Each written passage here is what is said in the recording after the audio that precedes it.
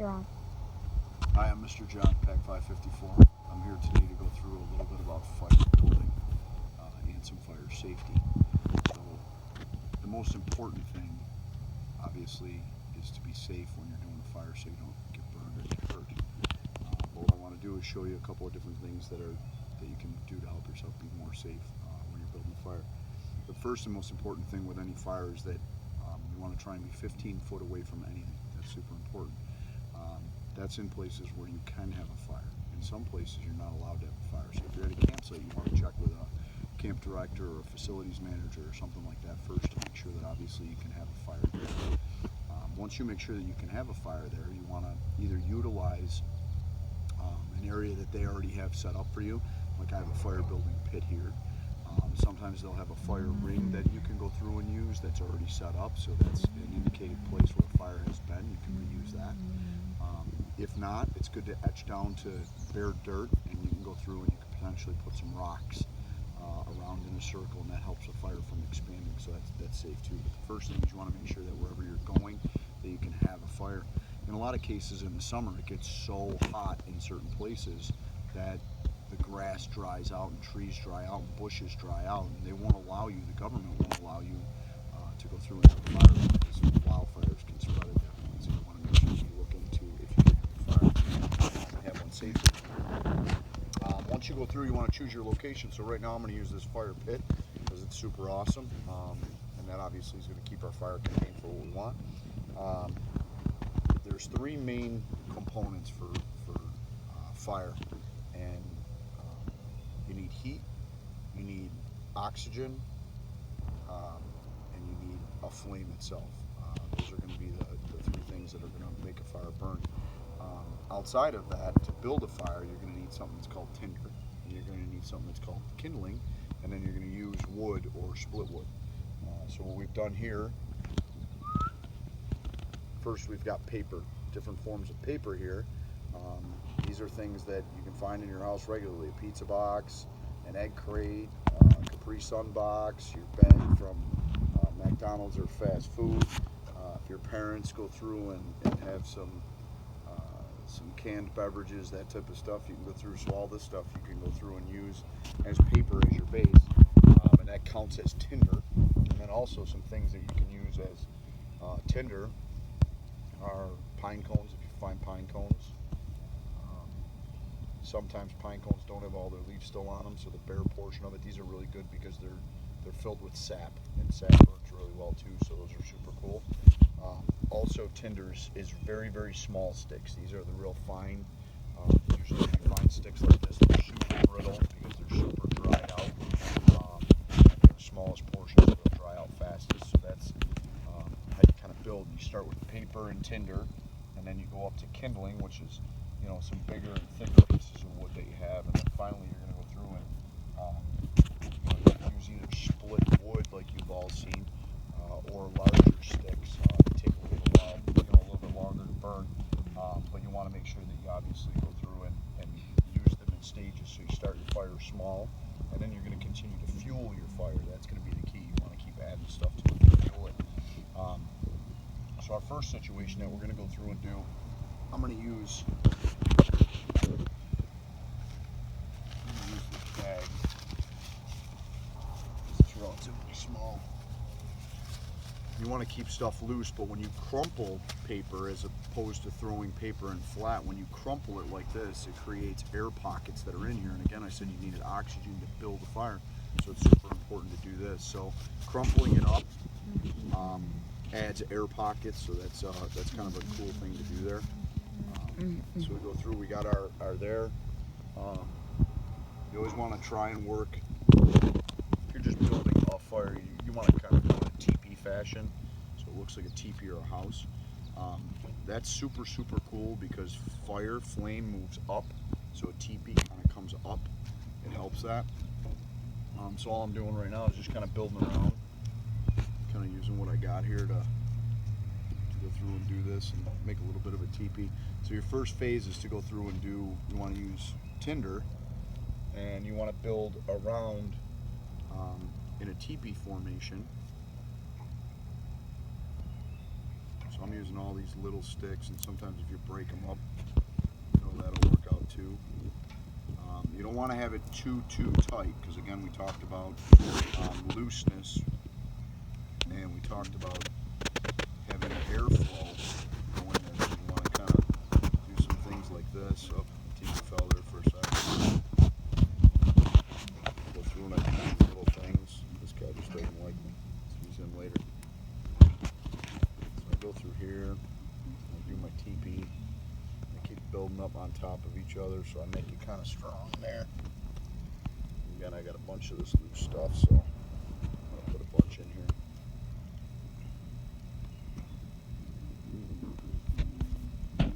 Being strategic is how I do this, but you can just kind of throw them in here. Something here. I can't really see very well over here, but let's go put some stuff over here. Let's see how we get. So I think that's kind of going to work out well, and then we'll just move some stuff in as we need to. How's that sound?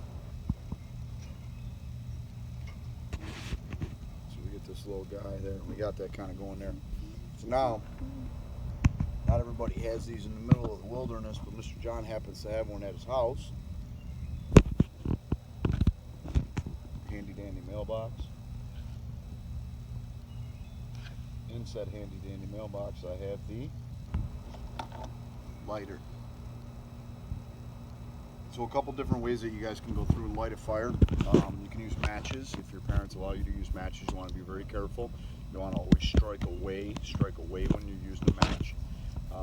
If you're using the flick style lighter, it's got flint in it, and you roll it across your finger and you pull the trigger, and when you do that, your flame comes up. You can use that to light something like this. But for kids, I guess the easiest, best way right now is to use this trigger style, and it's because it's longer and it keeps the flame away from you. So there's usually a safety on there. You want to kind of push the safety up, and then you want to pull the trigger at the same time. And then it goes through, and you obviously get a light. So those are super cool. They're super easy to use, and it keeps the flame away from you so you don't burn yourself. That's super important. When you go to light a fire, you want to light it in a couple of different places so that it burns evenly. So I'm going to light the paper here. Light the paper here. I'll light the paper here.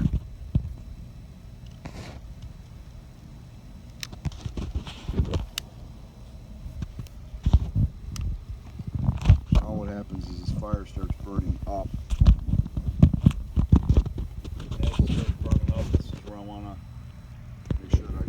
Start fueling the fire. Hopefully my paper starts burning up.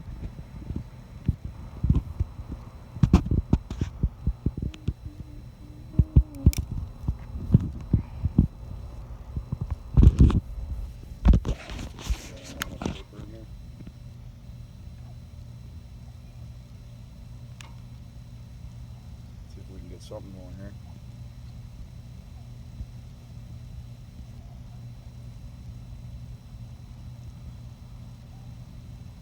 The smaller the pieces of wood that you have over the flame, the easier it is to burn. So that's where this tinder comes into play, because you want really, really small pieces.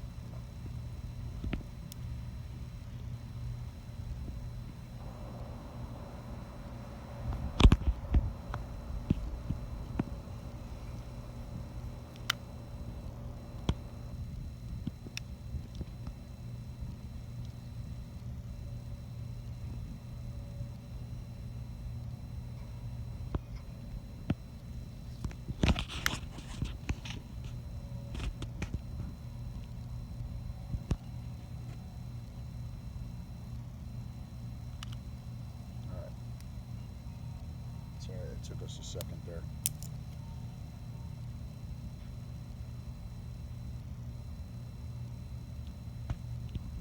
Of course, I get the one bag that doesn't want to burn, right?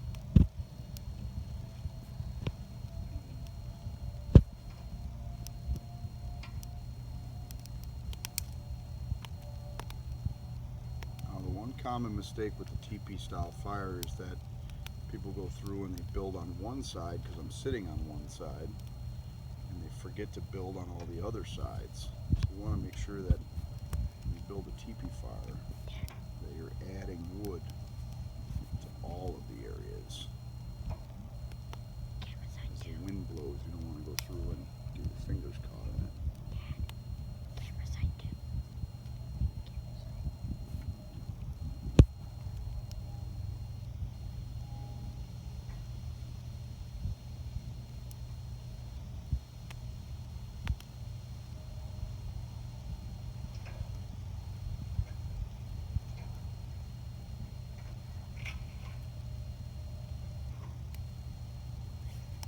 Alright, so we're pretty much done with our tinder here.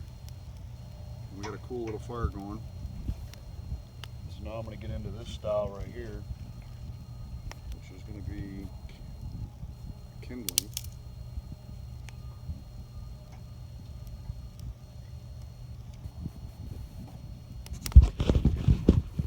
This is going to help to build the fire taller.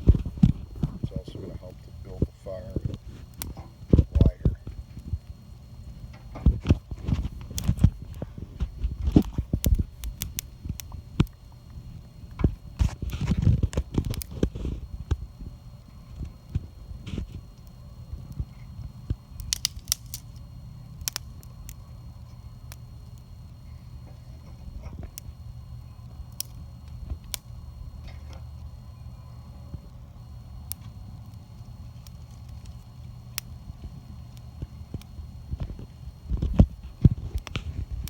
Alright, Scouts, so what I'm going to do at this point is I'm going to stop, because I don't want you guys to just continually watch how I do this, but it's the same idea.